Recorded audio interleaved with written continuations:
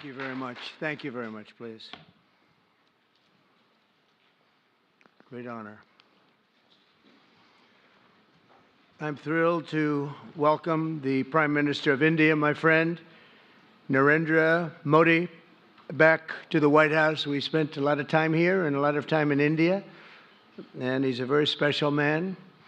Prime Minister, it is a pleasure to extend to you the same hospitality that you showed Melania and myself when we traveled to your beautiful country 5 years ago. It's hard to believe, so long ago, and it seemed like yesterday. It was beautiful. We opened the cricket stadium, 129,000 seats, I think the largest stadium in the world, and it was an incredible period of time.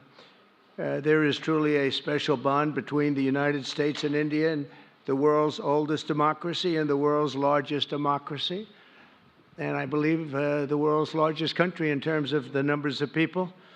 And today the Prime Minister and I are announcing a framework to strengthen those ties even further economically, and the U.S.-India Compact for the 21st century is a historic initiative that will deepen every aspect of our partnership and our friendship.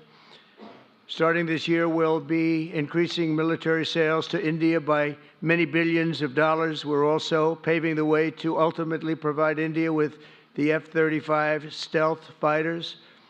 In 2017, my administration revived and reinvigorated the Quad security partnership. In our meeting today, the Prime Minister and I reaffirmed that strong cooperation among the United States, India, Australia, and Japan.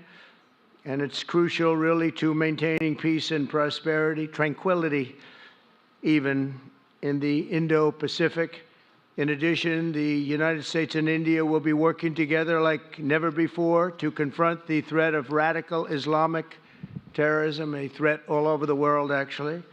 Today, I'm pleased to announce that my administration has approved the extradition of one of the plotters and one of the very evil people of the world, and having to do with the horrific 2008 Mumbai terrorist attack, to face justice in India. So he's going to be going back to India to face justice. As we deepen our defense partnership, we'll also strengthen our economic ties and bring greater fairness and reciprocity to our trading relationship. As a signal of good faith, Prime Minister Modi recently announced the reductions to India's unfair, very strong tariffs that limit U.S. access into the Indian market very strongly, and really it's a big problem, I must say. India imposes a 30 to 40 to 60 and even 70% tariff on so many of the goods, and in some cases far more than that. And as an example, a 70% tariff on U.S. cars going into India, which makes it pretty much impossible to sell those cars. Today, the U.S. Trade deficit with India is almost $100 billion, and Prime Minister Modi and I have agreed that we'll begin negotiations to address the long-running disparities that should have been taken care of over the last 4 years, but they didn't do that, in the U.S.-India trading relationship, with the goal of signing an agreement. And we want, we want a certain level playing field, which we really think we're entitled to, and he does also, in fairness. So we're going to work on that very hard, and we can make up the difference very easily with the deficit, with the sale of oil and gas, LNG, of which we have more than anybody in the world. The Prime Minister and I also reached an important agreement on energy that will restore the United States as a leading supplier of oil and gas to India. It will be hopefully their #1 supplier. In the groundbreaking development for U.S. nuclear industry, India is also reforming its laws to welcome U.S. nuclear technology, which is at the highest level, into the Indian market. This will bring safe, clean, and affordable electricity to millions of Indians and tens of billions of dollars to the U.S. civilian nuclear industry in India. And under the framework we are announcing today, the United States and India are also joining forces to ensure that artificial intelligence and other advanced technologies are developed by two of the most advanced nations, intellectually and otherwise technologically, anywhere in the world. There's nobody very much closer. We have an incredible relationship there, and this is where it seems to be heading. And artificial intelligence, a very complex subject, but it seems to be where people want to be and they want to go, and we're leading right now by a lot, but other people will try to catch us. I don't know if they're going to be able to. We're going to make it available. We're going to make tremendous amounts of electricity available. We're going to let the people that are buying the electricity make their own electric plants, electric generation plants. And we've never done this in our country, but we're going to get it done very quickly. Lee Zeldin and his group are going to get the approvals in very rapid form. And we're calling it a national emergency, and that's exactly what it is. So we're going to remain at the top of the AI, or artificial intelligence, I think, for a long time to come, and we're going to be working very closely with India and other countries on that. But right now, we're the leader by quite a bit. Finally, we agreed to work together to help build one of the greatest trade routes in all of history. It will run from India to Israel to Italy and onward to the United States, connecting our partners by ports, railways, and undersea cables, many, many undersea cables. It's a big development. It's a lot of money going to be spent, and we've already spent some, but we're going to be spending a lot more in order to stay advanced and stay the leader. I'm pleased to report that with today's announcements, the friendship between the United States and India is the strongest I believe it's ever been. I think our relationship is the best it's ever been between two leaders of the two countries, and it's an honor to say that. I'd like to now invite the Prime Minister to say a few words, and then we'll take some questions, and we appreciate you all being here. Thank you very much. Thank you very much.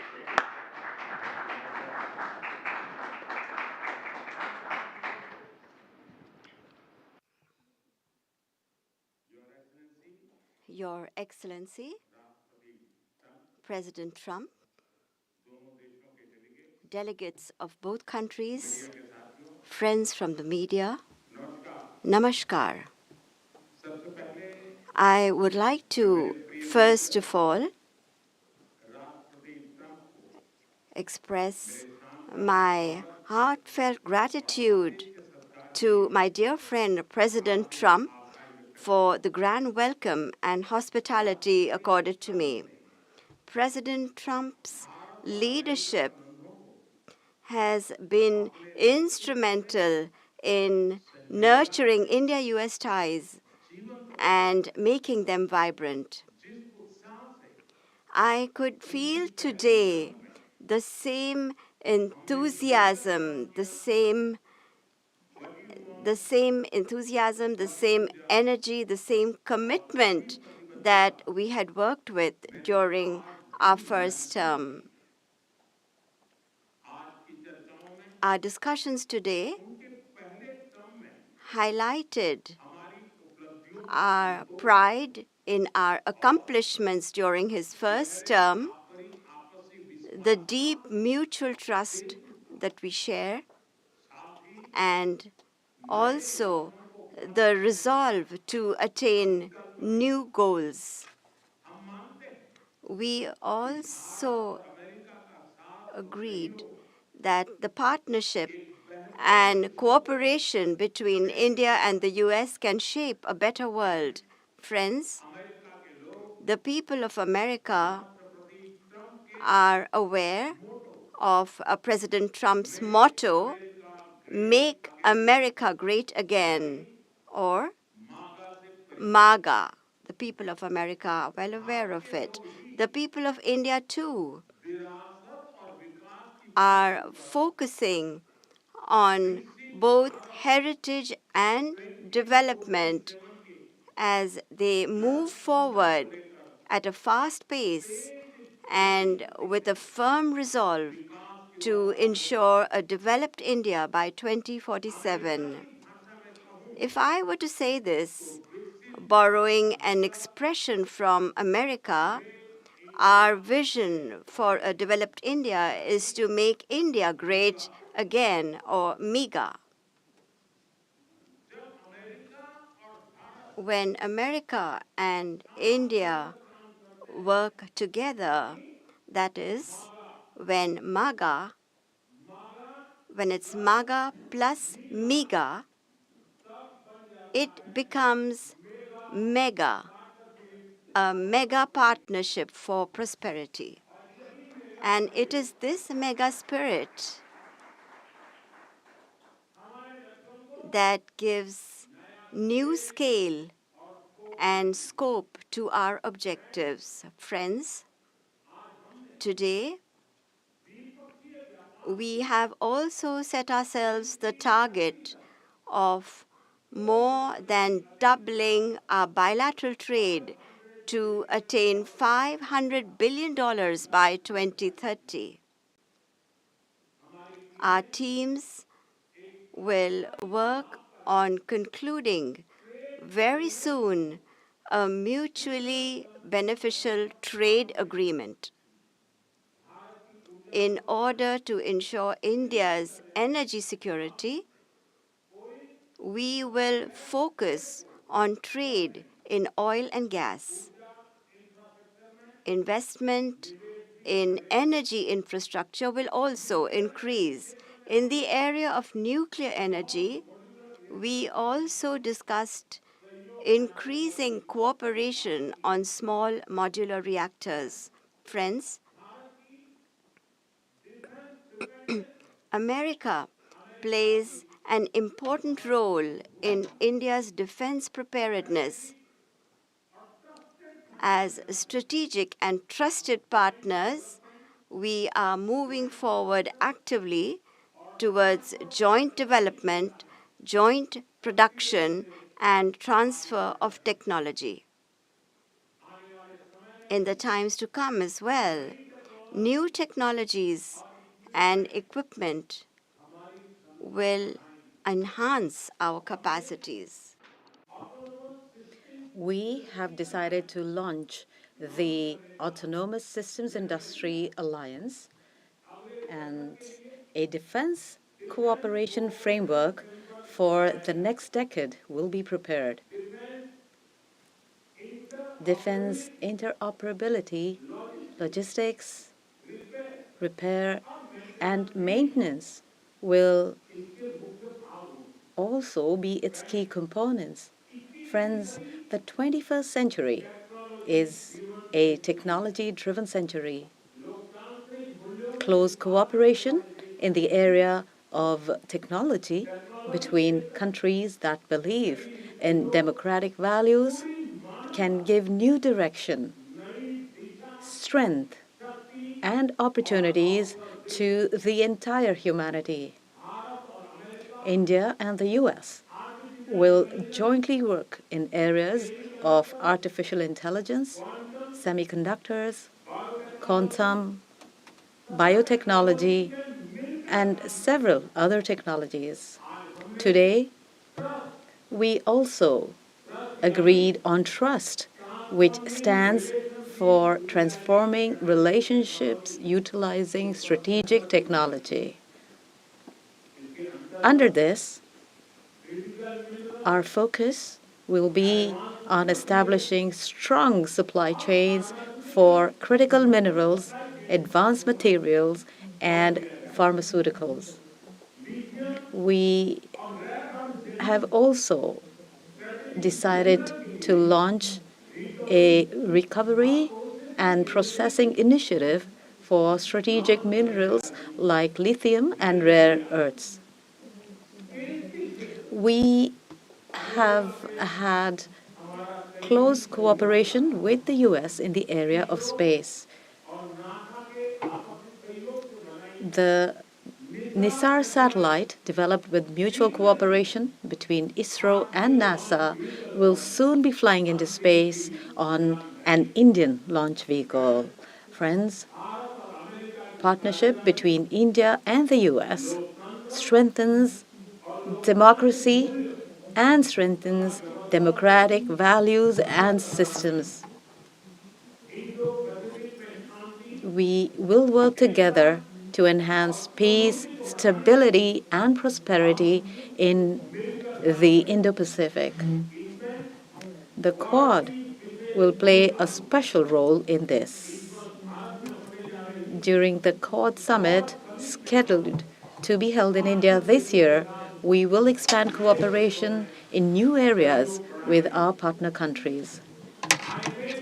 Under the IMEC and I2U2, we will work together for the development of economic corridors and in the area of connectivity.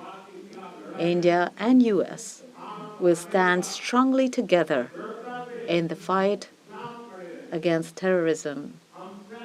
We agree that in order to eliminate cross-border terrorism, we need concrete actions. And I'm very grateful to President Trump that he, in 2008, somebody who carried out genocide in India, that criminal is now going to be handed over to India, and I'm grateful to President Trump for this. And appropriate action will be taken in the courts in India. Friends, the Indian community living in the US is an important link in our relations. In order to further deepen our people-to-people ties, India will soon open new consulates in Los Angeles and Boston. These will be new consulates. We have invited American universities and educational institutes to open their offshore campuses in India. President Trump, I am grateful to you for your friendship and strong commitment towards India. The people of India still fondly remember your visit in 2020 and hope that President Trump will come and visit them again. On behalf of 1.4 billion Indians, I invite you to visit India. Thank you. Thank you very much. Thank you. Thank you very much. Great job. Beautiful. Okay, thank you very much. That was excellent. We'll do a few questions, please. Please, go ahead. Please, go ahead. Yeah. Yeah, blue shirt. Thank you, Mr. President. People in India will naturally welcome your decision to extradite Thakur Rana to India back home. In that context, I would like to ask you a question about, in last few years, we have seen several groups in the US raising anti-India voice, calling about separation, terrorism activities in India. Do you think that should continue here in the US as well? You're going to have to go louder. Mr. President, people in India would be welcoming your decision to extradite Thakur Rana to... I can't understand a word he's saying. May I, sir? May I? May I, sir? Go ahead, back there. Mr. President, thank you.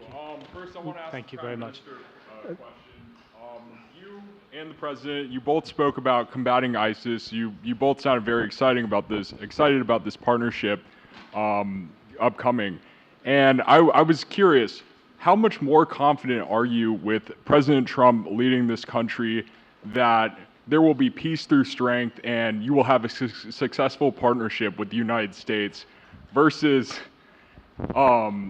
with Biden's incompetence and weakness over the last 4 years?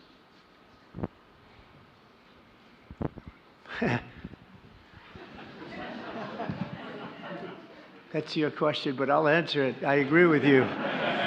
Yeah, gross incompetence. We're going to have a fantastic relationship, and it has been. Look, the whole world's been set back over the last 4 years by the weakness of the United States, the weak leadership of the United States. But I think we've taken care of it in just 3 weeks. It seems to me that even some of the media that we wouldn't prefer has been writing that this is a much different country right now, that the world has a light over it, not only our country, but the whole world. The Prime Minister told me that before, too, even over India. The world has a light. They need the United States to be strong and powerful, but good. And I think that's happened, and I think it's happened in a very short period of time. But I will tell you, we're going to have a fantastic relationship. And it'll make both countries much stronger.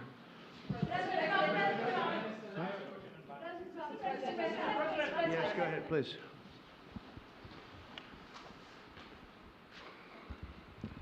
Okay, Geeta Mohan from India Today, sir.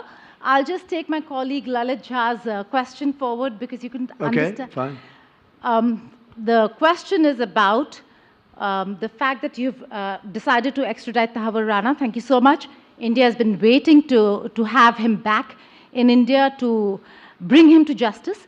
But there are many other elements in the United States of America, particularly Khalistani separatists who've been working against Indian interests. How is the United States of America going to cooperate on that front with India? There have been allegations that have been leveled against Indian agencies by the Biden administration. Are you going to relook that with Tulsi Gabbard as DNI now? Well, I don't think India had a very good relationship with the Biden administration. They wouldn't sell them oil and gas, which is rather hard to believe because, it's a good thing to do. And a lot of things happened that weren't very appropriate, I thought, between India and the administration, the Biden administration. But as you said, we're giving a very violent man, it seems to me. I mean, I don't know that he's been convicted yet or will be, but let's assume he's a pretty violent person. We're giving him back to India immediately. And there are more to follow because we have quite a few requests. So we work with India on crime. And we want to make it good for India, and it's very important. So that kind of a relationship is very important to us. Okay? Go ahead, please. Go ahead. Thank you. Mr. President, you've repeatedly called India a big abuser of trade and said it is really difficult to do business in India because of tariffs. You announced reciprocal tariffs today.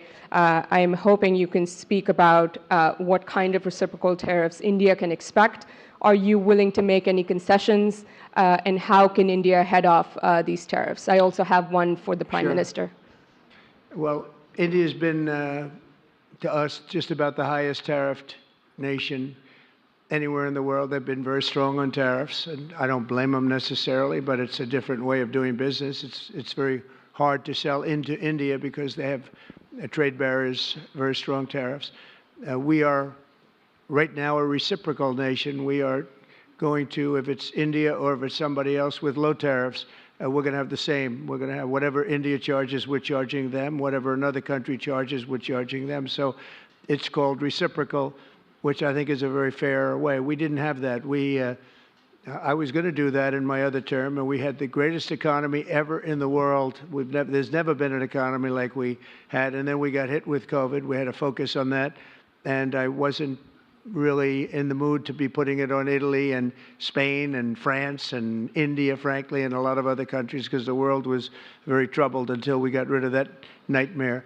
But we had the strongest economy anywhere in the world during that fairly long period of time during my first term, as you know, and we didn't do the tariffs. We would have done the reciprocal tariffs, but we decided, and I decided, I think on a human basis, on a humane basis, not to do them because of the fact that there was such suffering all over the world. The last thing we needed to talk about is trade problems.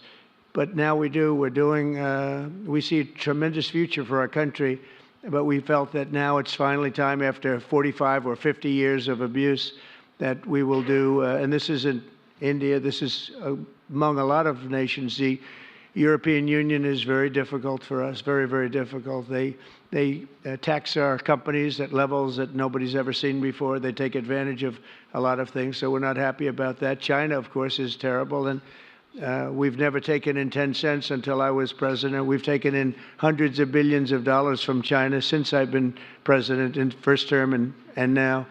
And we have to do that just as a mechanism of fairness. And that's what I've done. And so we are being reciprocal with India. Whatever India charges, we charge them. So frankly, it no longer matters to us that much what they charge, because whatever they charge, I had discussions with India in the first term about the fact that their tariffs were very high, and I was unable to get a concession. So we're just going to do it the easy way, and we're just going to say whatever you charge, we charge. And I think that's fair for the people of the United States, and I think it's actually fair for India. Okay? Are you willing to make any concessions, sir? Any concessions? Go ahead, please. Ask to the A Prime question Minister, for the please. Prime Minister, please. Ask to the Prime Minister, please. Yes. Sorry. Yoshita Singh with Press Trust of India. Prime Minister, thank you, Mr. President. Prime Minister, the US is giving a lot of push to curb illegal immigration, and India has been cooperating on this issue. How does India see this issue in the larger context? Thank you. I don't think this is a question that is about India only, but even globally, you can talk about this issue. And we are of the opinion that anybody who enters another country illegally, they have absolutely no right to be in that country. And as far as India and the US is concerned, we have always been of the same opinion, and that is that any verified Indian who is in the US illegally, we are fully prepared to take them back to India. However, it doesn't stop there. These are children of very ordinary families, and they are lured by big dreams and big promises. A lot of them are brought in without them knowing about why they're going to a country. And in fact, they are connected with a human trafficking system, and we have to make sure that we fight against this system. As far as the US and India is concerned, I think what we should do is make efforts to make sure that we uproot these from within the system so that we can reduce or remove human trafficking. And basically, the young, vulnerable, poor people of India are fooled into coming over as illegal immigrants. And our bigger fight actually is against this ecosystem or this system that encourages such gangs to thrive. And I can tell you that India will completely support your endeavor in achieving this. Thank you, Mr. President. The question for the Prime Minister Modi first, if I may. I wanted to ask you, did you discuss any possible business deals with Elon Musk during your meetings today, Mr. Prime Minister? And Mr. President, I wanted to ask you, today you spoke about hoping to have three-way talks with President Xi and President Putin. What would you say to European leaders and other allies who may be concerned that you're apparently more keen to speak to America's adversaries than to its allies? Thank you. Well, maybe I'll just go in first on this one. We had some talks, and we told the European Union, we told the NATO people, largely they overlap, you have to pay more money because it's unfair what we're doing. We're doing a tremendous amount more. We're probably $200 billion more going into Ukraine, using for Ukraine to fight.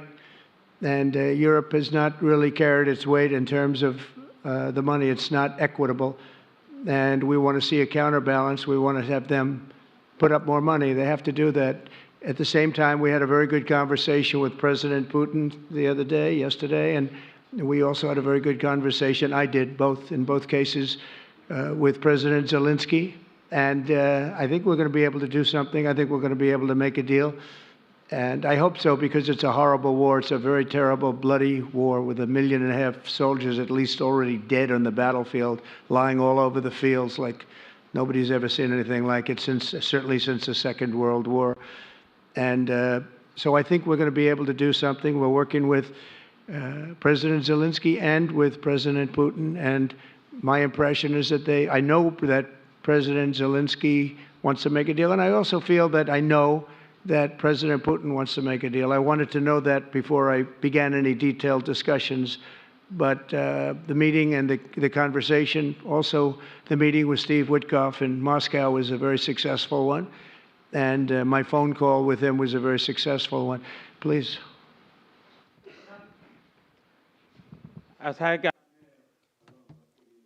You asked a question regarding Elon Musk. I have known him for a very long time. I was not even a prime minister at the time when I first met him. I was chief minister. And today he came to meet me along with all his family, with his children.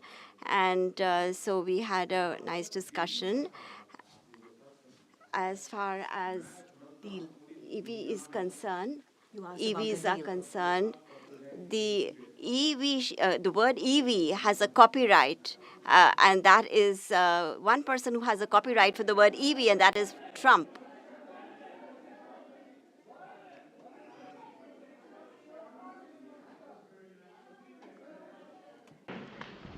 Thank you, Mr. President.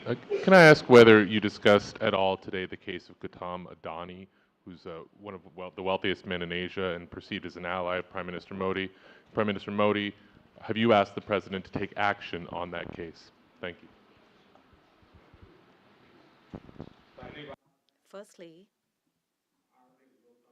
India is a democratic country, and our culture and our thought philosophy is Vasudhaiva Kutumbakam, which basically means that the entire world is a family. Every Indian is my own family member. And when it comes to such personal matters, leaders of two countries will not get together on that topic and discuss anything on an individual matter. Go ahead, please. Yeah, please. Sir, go ahead, please. Yes. Thank you, Mr. President. Thank you, Mr. Prime Minister. I have a question for you as well. But, Mr. President, you have suggested, with regards to the Russia-Ukraine war, you've suggested several things that Ukraine should give up. The idea of NATO membership, territory that was seized back in 2014 by Russia. What should Russia give up? Russia has gotten themselves into something that I think they wish they didn't. If I were president, it would not have happened. Absolutely would not have happened. And it didn't happen for 4 years.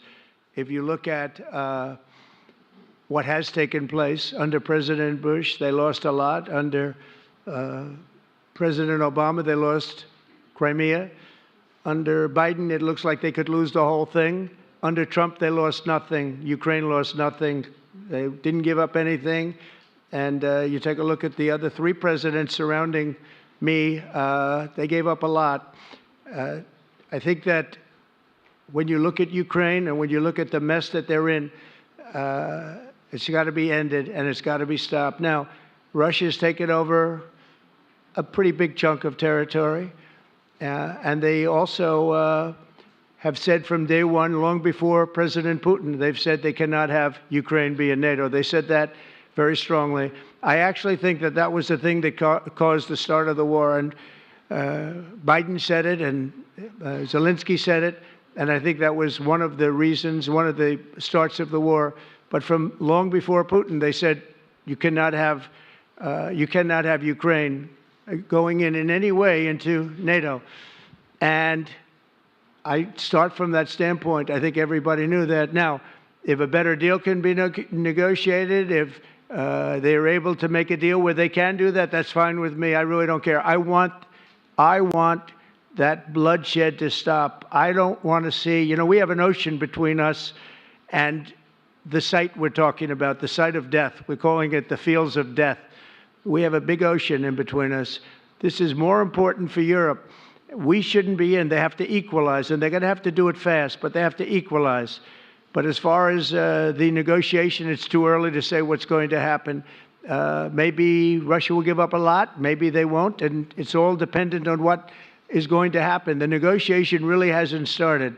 But I will say, as far as NATO is concerned, from many years before President Putin, I will tell you that I've heard that Russia would never accept that.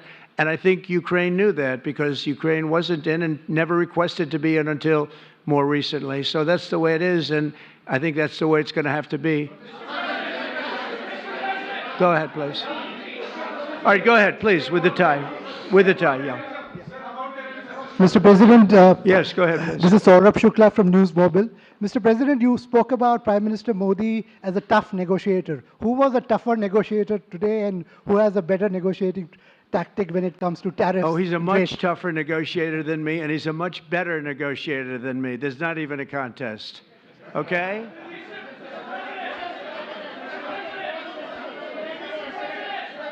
Yeah, go ahead, please. Go ahead. Go ahead. Reena Bhardwaj from ANI. How do you see this relationship between India and the United States to counter China? And what is your vision when it comes to India, brokering peace in the Ukraine and Russia conflict? Well, I think we're going to have a very good relationship with China. I got along with President Xi very well until COVID. That was a bridge too far. But until then, I got along with President Xi very, very well. We were very close as leaders go. I don't want to be naive, but as leaders go, I think we were very close. And I think that China is a very important player in the world. I think they can help us get this war over with Ukraine and Russia. And I look at India, I do see the skirmishes on the border, which are quite vicious, and I guess they continue to go on. If I could be of help, I'd love to help because that should be stopped. That's been going on for a long time. And it's quite violent. It's quite violent. But I would hope that China and India and Russia and U.S. and all of us can get along. It's very important. The power of weaponry today is, and not only nuclear, but nuclear in particular, the power of weaponry is very important. I said before that I had very constructive talks in my first term with President Putin about the denuclearization of the two countries, and then we were going to go to China after we worked some kind of a deal. And we, at the confines of a deal, he really wanted to do it, so did I, denuclearize. And it's such a beautiful term when you think about it. In other words, to bring it down, because the power of those weapons is too great. And I did speak to President Xi about that, and I was getting also a very good response. He's building a very strong nuclear power. He's not very close to Russia or the United States right now, but he will be soon. I mean, he'll catch up over the period of 4 or 5 years, they say. But it would be a great thing if we could, on a military basis. We're going to spend this year let's say $915 billion on military. Russia, without the war, was spending close to 100, but with the war, I can't tell you what they're spending, but they're spending a lot. And China is spending $400 and $450 billion.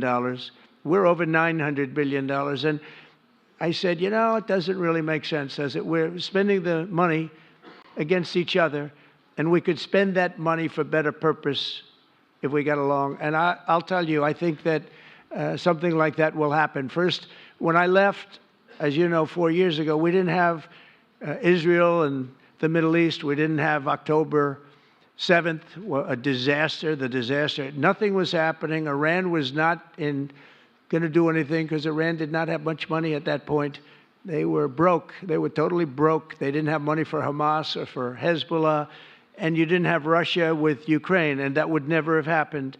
But now I come back and the whole world is on fire, so I have to put out the fires. But after I put out the fires, I'm going to meet with China and I'm going to meet with Russia, and we're going to see if we can de-escalate, if we can bring it down military, especially as it pertains to nuclear. Please.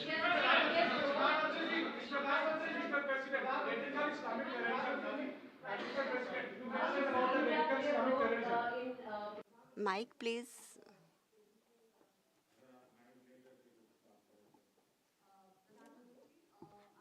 Prime Minister, how do you see India's role? You have had discussions with President Trump about de-escalating the conflict in Russia and Ukraine. As you know, I have been in constant contact with both Russia and Ukraine. I have also visited both countries. And many people are mistaken and they feel that India is neutral. I would like to clarify, India is not neutral. We have taken a side, and we have taken the side of peace. And it is based on this principle of ours that in the presence of President Putin, I clearly said in front of the media that this is not the era of war. And even today, it is my conviction that solutions cannot be found on the battlefield.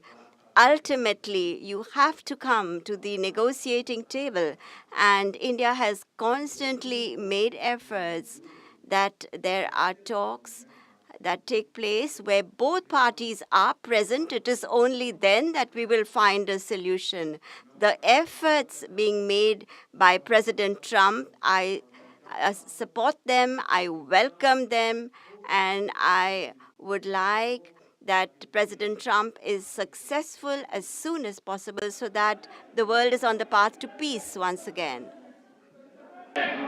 Everybody, thank you very much. Thank you very much. And I very much appreciate the Prime Minister visiting our great country, and I do really appreciate it. We have so much in common, and all we want to do is have peace, and we want to have strength, and we want to have lots of different things together. But the relationship with India and with the Prime Minister has never been better. Thank you very much. Thank you. Thank you.